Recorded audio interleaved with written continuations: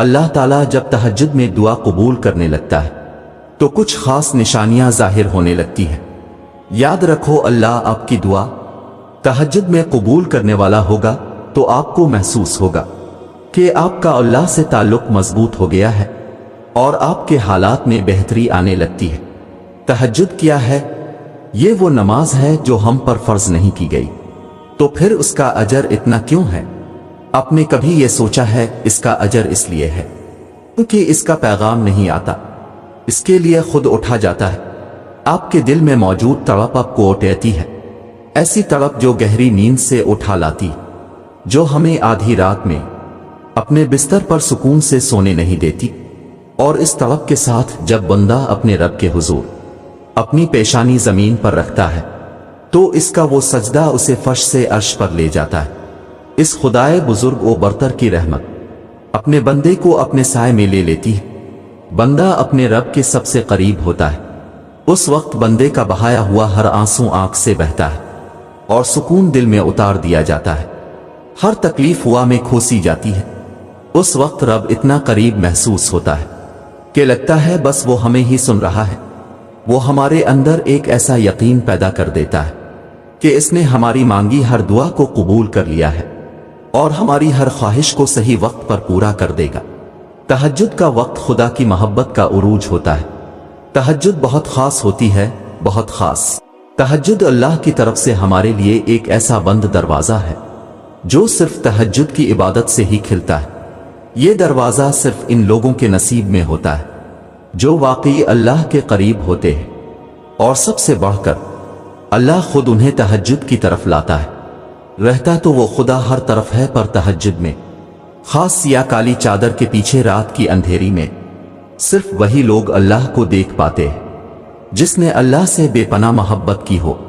اس وقت اللہ اور آپ کے درمیان ہونے والی گفتگو، آنسوں سے بھری ہچکیاں، دل میں کی گئی باتوں کی آوازیں صرف اللہ کے سوا اور کوئی نہیں سن پاتا۔ اس وقت تہجد کے سجدے میں نہ تو سر اٹھانے کا دل کرتا ہے اور نہ ہی آسمان سے نظر ہٹانے کا۔ اور اگر ایسا ہو جائے کہ کبھی اسی دوران تمہاری اللہ سے تہجد میں ملاقات ہو جائے اور وہ تمہارے روبرو آ جائے، وہ منظر تمہارے لیے معجزہ سے کم نہیں۔ تہجد پڑھنے والوں کے لیے معجزے غیب سے اتارے جاتے ہیں۔ رات کی تاریکیوں میں جب کوئی شدت سے اللہ کو پکارتا ہے تو سارے عرش والے اس کی جانب متوجہ ہو جاتے ہیں۔ پھر اللہ فرماتا ہے، کہو کیا مانگتے ہو، کہو کیا فریاد لائے ہو، کہو کیوں رو رہے ہو اے دن بھر مسکرانے والے۔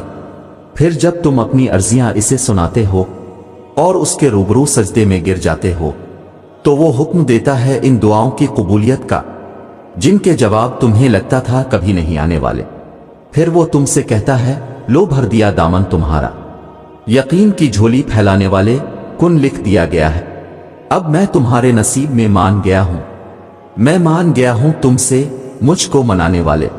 تمہیں لانا تھا مجھ تک یہ امتحان تو بس تھے بہانے۔ تہجد میں کچھ تو خاص ہے، تبھی میرے اللہ نے اس کو اتنی فضیلت والی عبادت کہا ہے۔ کچھ تو خاص ہے، تبھی اللہ اپنی اس عبادت کے لیے پہلے آسمان پہ آتا ہے۔ کچھ تو خاص ہے، تبھی اللہ کسی کسی کو چنتا ہے، جس کو چن لیتا ہے پھر اس کے لیے معجزے کرتا ہے۔ تمہارا تہجد تک آنا ہی تمہاری دعوی کی قبولیت کی سب سے بڑی نشانی ہے، پھر تم کیوں اس کی دیری کو اس کا انکار سمجھتے ہو؟ تہجد اللہ کی طرف سے دعوت نامہ ہے۔ جب اللہ کو کسی سے ملاقات کرنی ہو اور بات کرنی ہو تو وہ اسے تہجد کی لگن لگا دیتا ہے۔ جب یہ سارا جہاں خاموش ہوتا ہے، پھر رات کی تاریکی کے اس عالم میں خدا اپنے بندے سے ہم کلام ہوتا ہے، اور تب یوں محسوس ہوتا ہے جیسے شاہ رگ کی حدوں کو توڑے ہوئے وہ رب ہم میں سما گیا ہے، اور محبت کی کیفیت دوڑنے لگتی ہے۔ پھر میرا رب فرماتا ہے، مانگ مجھ سے میرے بندے، تو نے جو مانگا میں نے دیا تجھے، مگر تب اللہ کے سوا کسی کی طلب ہی نہیں رہتی، اور پھر طلب اللہ کی ہو اور وہ نہ ملے، ایسا تو ممکن ہی نہیں۔ تہجد کا آغاز انسان سے تو ہو سکتا ہے، مگر اختتام صرف اللہ ہے۔ دل میں اوٹیتی ہوئی مسلسل تکلیف جب رات بھر جگائے رکھتی ہے تو روح کی بے چینی اللہ کے روبرو لا کر کھڑا کر دیتی ہے۔ پھر کچھ درد سنایا جاتا ہے، اور دعا کے لیے بے جان ہاتھوں کو اٹھایا جاتا ہے۔ جب سارا غبار باہر نکل آتا ہے تو سکون کی عجیب سی کیفیت طاری ہو جاتی ہے، جیسے سارے داکے کسی نے اپنے اندر جذب کر کے روح کو آزاد کر دیا ہو۔